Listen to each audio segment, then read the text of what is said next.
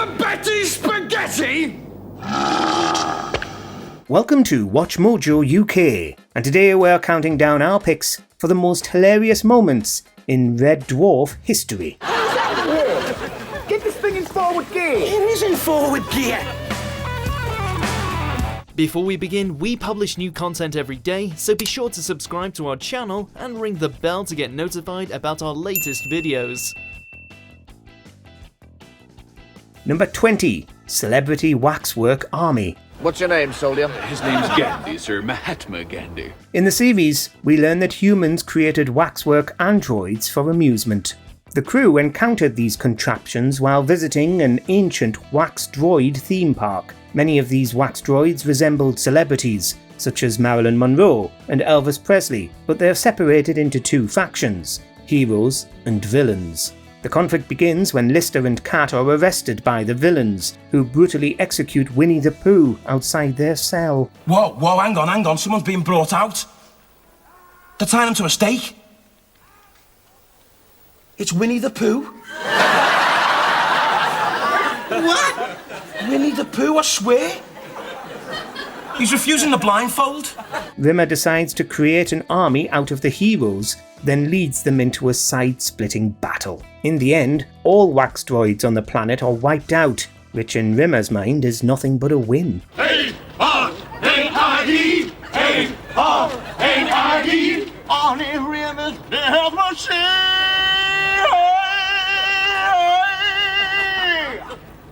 Number 19. Ace Rimmer.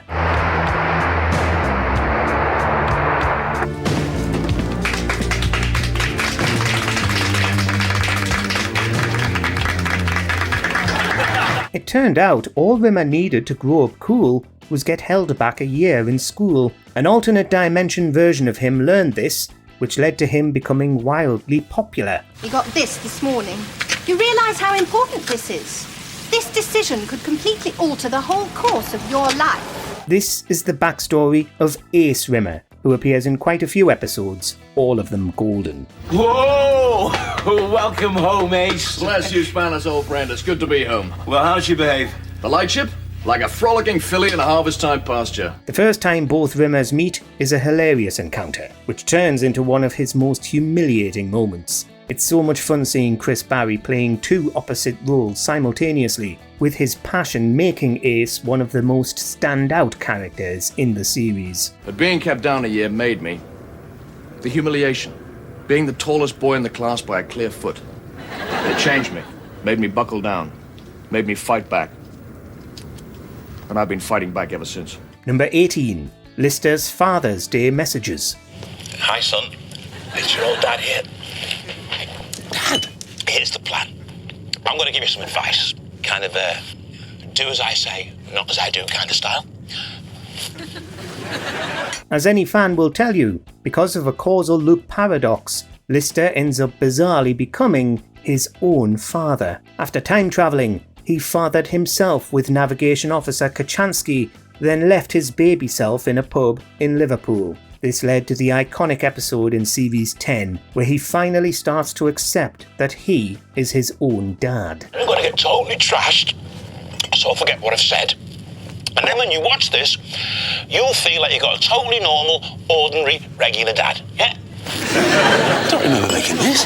What follows is an incredibly funny exchange, with Lister arguing with a Father's Day message from his drunk self. The dad version of Lister also quits his job, so the ship decides to end his oxygen privileges. Lister claims to do this every year, which makes us wonder if similar events are an annual occurrence. You're a big disappointment to me, David. You really are. What? No ambition, sitting about, wasting your life away. And you're not looking after yourself. And you drink too much. It's getting worse. Number 17. Jape of the Decade. Hey, who's there? Aliens! Queeg. Who's Queeg? I'm Queeg 500, the Red Dwarf backup computer. This episode premiered all the way back in 1988, but it's easily one of the funniest moments from those lower budget early series. The widely adored computer Holly is replaced by Queeg, who is far stricter and more hated than his predecessor. Hang on, you can't do this. Holly's got an IQ of 6,000. Yeah, right on. Is that what he told you? Well, what is it then? It has a 6 in it, but it's not 6,000. What is it? 6. Queeg makes the crew do horrific things, like getting up early, doing regular exercise, and cleaning before eating. The arc ends with them nearly getting Holly erased and replaced by Queeg for good. But then, in a hysterical twist, it turns out it was a prank orchestrated by Holly to make them appreciate him more. Okay, suckers. Get this into your stupid thick heads.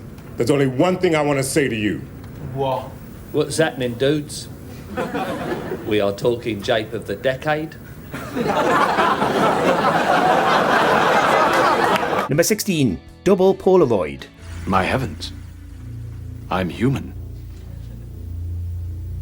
Yeah, but you lost your looks. Mechanoid Kryten spends most of the series in robot form, but in the episode DNA, his dream of becoming human came true. This led to some of the most amusing dialogue in the series, so funny that you can see Craig Charles struggling to hold back a smile.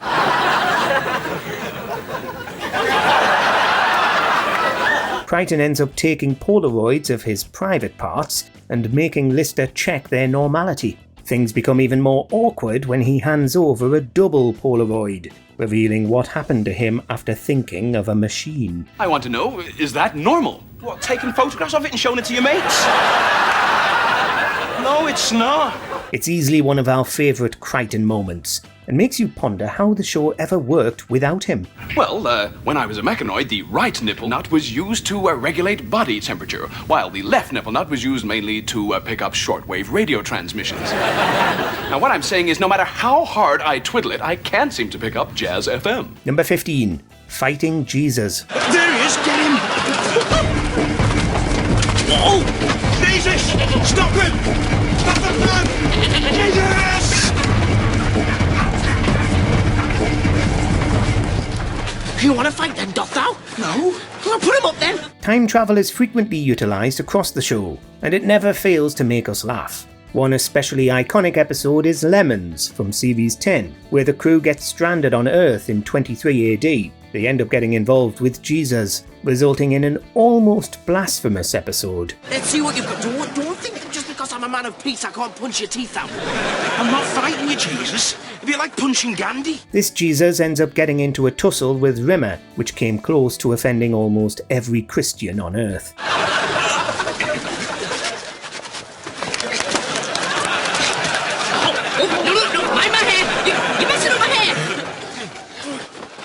Look, don't do this. The crew takes him on a brief space chase, reminiscent of Life of Brian, then convinces him to use what he saw to benefit himself, which ends up being designing bags. As it turns out, it was a different Jesus all along. You make a lot of people happy. I mean, look at me. I presumed that throughout history, all famous people were amazing. And then I met you. And I realised they're not. In fact, you're a bit of a knob. Number 14. Rimmer on trial. The hologram known as Rimmer, guilty of second-degree murder, 1,167 counts. No, there must be some mistake, surely. In this Series 4 episode, the crew arrives on Justice World, which tries to convict Rimmer of killing Red Dwarf's old crew. He gets put on trial and is almost sentenced to 9,328 years imprisonment, but Kryten saves the day. It's not in the heroic manner Rimmer hoped, though. Kryten is beyond savage. A man of such awesome stupidity. Objection! Objection overruled. A man of such awesome stupidity, he even objects to his own defense counsel. An overzealous, trumped-up little squirt. Objection! His decision to mercilessly roast Rimmer convinces them to find him innocent. We wish Kryten was always this savage, as it's priceless to watch. It's highly unlikely the defence would have worked in a real-life trial, though, so don't look to Kryten for legal advice. I ask the court one key question. would the Space Corps ever have allowed this man to be in a position of authority where he might endanger the entire crew? A man so petty and small-minded, he would while away his evenings sewing name labels onto his ship-issue condoms. Number 13. Rimmer knees the Grim Reaper. Every dog has his day, and today's the day. The original run ended with Series 8, which dropped in 1999. It concluded with a massive cliffhanger, where Rimmer was stuck in a fatal situation. Things were so dire, the Grim Reaper appears to claim his life. Arnold Judas Rimmer, your life is over. Come with me. In typical Rimmer fashion, he decides today is not the day he dies, knees death, and then runs off into the distance. For quite some time, this was the ending for Red Dwarf. Fans believed it would be resolved when a new series was finally released, but instead, they got back to Earth, which ignored the cliffhanger entirely. Rimmer explaining how he saved the day became a gag in later series, implying the existence of a Series 9, which was never released. We will travel to the Ripsticks, where you will place a coin. Not today, matey. In the mountain. Remember, only the good die young. That's never happened before. Number 12. Blue Alert. Damn you both, all the way to Hades. I want to go to Blue Alert. Okay.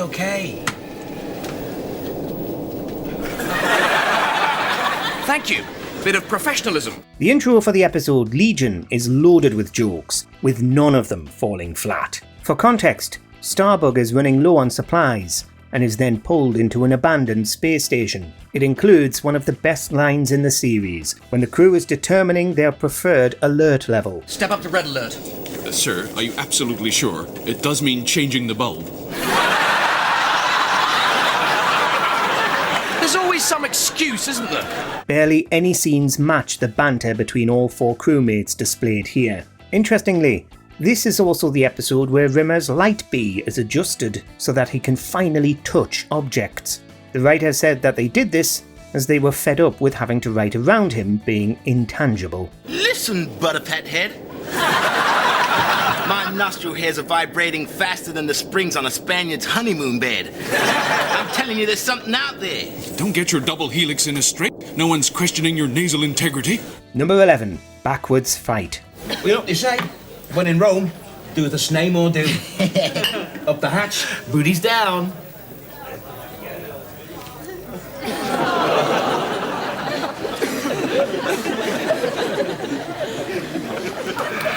The first episode of Series 3 turned into one of the greatest openings to a series in TV history. It's based on a simple concept. What if there was a world where everything happened in reverse? This basic idea then evolved into an episode jam-packed with iconic gags and quips. One of the greatest jokes is at the end, when the cat goes to do his business. Where's the cat? He won't be long, he's, you know, in the bushes.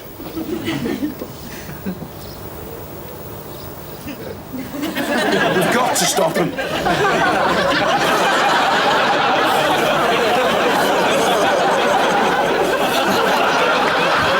The scene we remember most fondly, though, is the backwards bar fight. Not only is it a blast to watch, but everyone involved looked like they were having the time of their life. Involved in a barroom brawl. It's not a barroom brawl, it's a barroom tidy. Unrumble!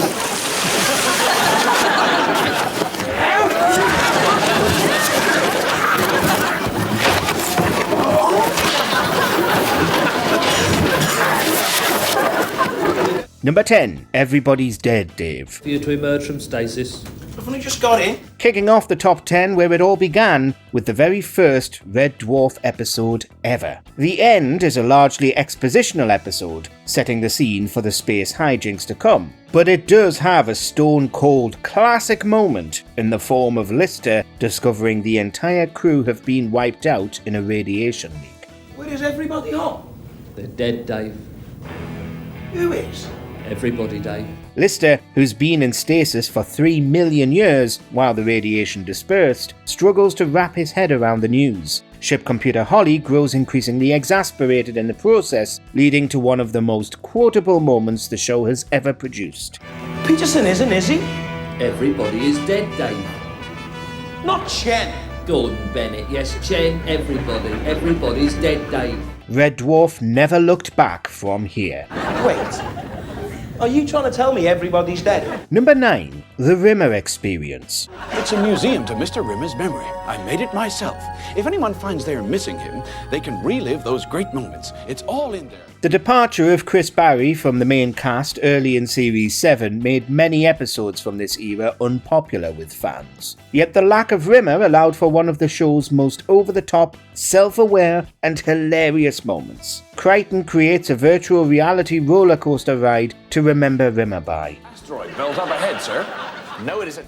Unfortunately, he only has Rimmer's own diaries to base it on, and as we all know, Rimmer's perception of himself is not exactly accurate. If you're in trouble, he will save the day. He's brave and he's fearless, come what may. The resulting ride portrays Rimmer as a hero, performing a musical number with marching puppets in his honour. If you can't laugh at the Munchkin puppets rhyming Rimmer with Strimmer and Yul Brynner, are you even a Red Dwarf fan? Arnold Rimmer, he's also a fantastic swimmer, and if you play your cards right, then he just might come around. Number 8. Saloon Showdown. Sorry, friend, I don't believe I've had the pleasure.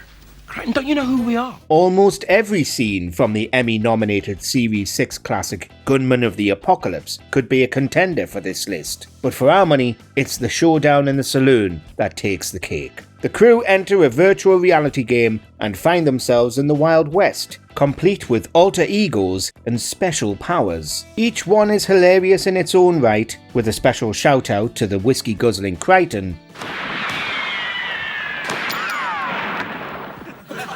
But the cat steals the show, in the guise of the Riviera Kid. Everything from his South American-inspired outfit to his immaculate knife-slinging skills is just perfect for this often overlooked character. And, of course, the Spanish guitar riff seals the deal.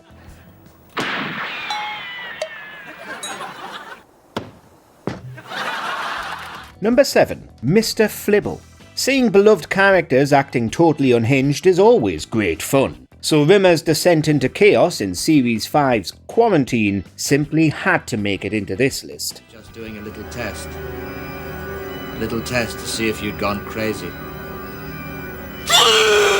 After contracting a holovirus, Rimmer decides to deprive the quarantining crew of oxygen for 2 hours, as punishment for their insanity. Of course, he's the insane one here, and it doesn't take long for the viewer to work this out. Just look at his new outfit. Perhaps most memorable of all is his right-hand man during his moments of madness, a hand puppet penguin named Mr. Flibble. They've been naughty boys, haven't they, Mr. Flibble? Yes. What happens to naughty boys who've been naughty, Mr. Flibble? Uncle Arnie fries them alive with his hex vision. The visual of the usually uptight Rimmer communicating death wishes via a child's toy is simply unforgettable. Mr. Flibble, we salute you. Mr. Flibble's very cross. You shouldn't have run away from him. Number 6. Tongue-Tied.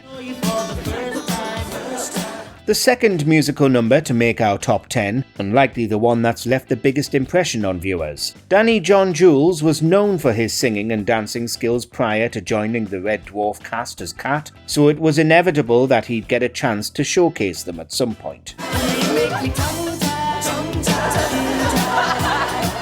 And boy did he deliver. Tongue-Tied is hilarious and catchy in equal measure, with Cat's silky smooth moves and sultry voice contrasting gloriously with Rimmer and Lister's jerky, out-of-breath backing vocals. You make me tongue-tied, tongue-tied, tongue-tied. Whenever you are near me, dobby-durgle, tongue-tied, tongue-tied. Whenever you're around.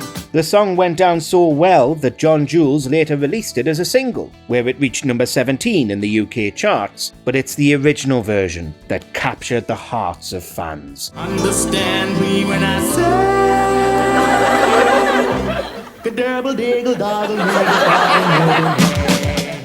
Number 5. What a Guy.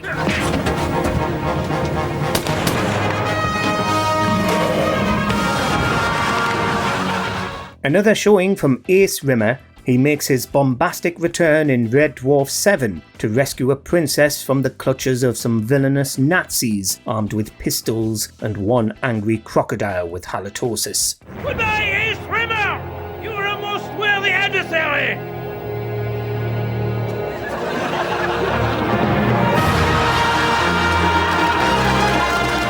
After surfing the crocodile into occupied Europe, he lands in a shed, rides out on a motorbike and rescues Princess Bongella, who falls instantly in love with him.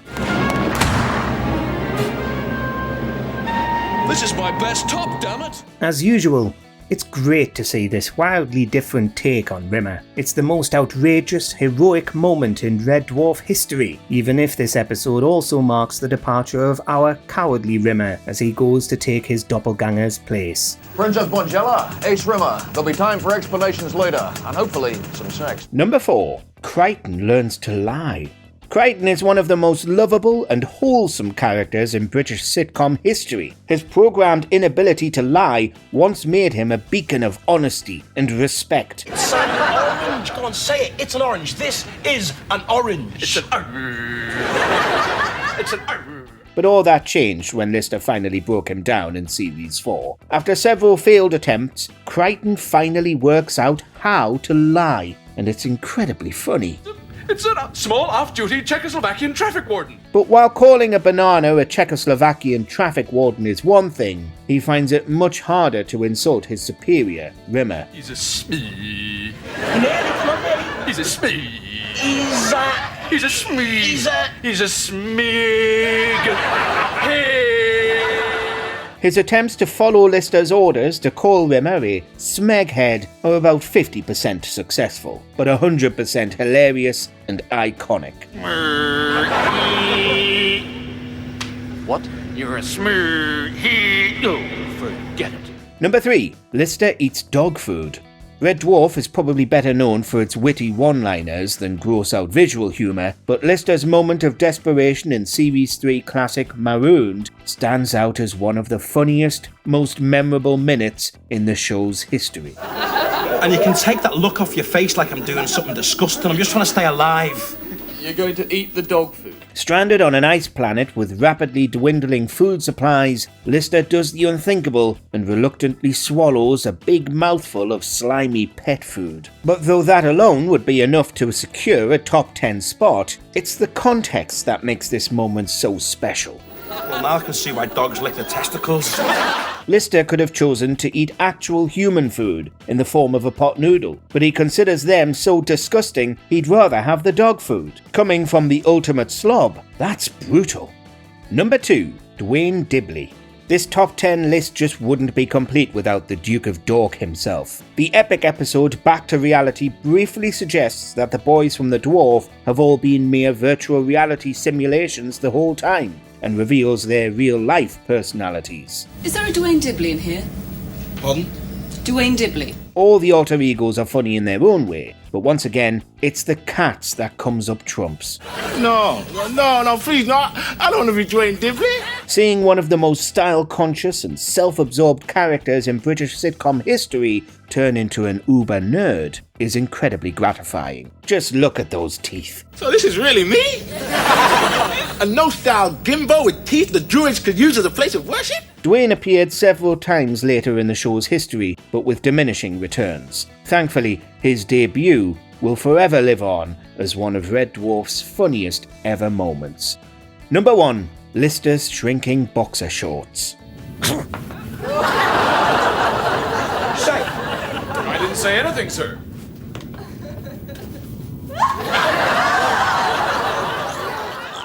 It was going to take something special to beat Dwayne Dibbley, but when you've got a moment which caused the studio audience to laugh so much the crew had to pause filming for several minutes, it simply has to be number one. Where could it go? We better get out of here, Kryten. Something very weird is going on. Something very, it's a little pain in the butt. A shape-shifting polymorph catches Lister unawares, transforming into a pair of boxer shorts which he absently puts on without realising. The following events are side-splittingly funny. The speed in which the situation escalates into farce is spectacular, and all the characters are perfectly captured, from Lister's fear to Rimmer's disgust. Well, I can't say I'm totally shocked. We'd see polymorphs again in the show, but they couldn't hold a candle to the original. Red Dwarf was never funnier nor more iconic than this. What's your favourite Red Dwarf moment? Drop us a comment below and let us know.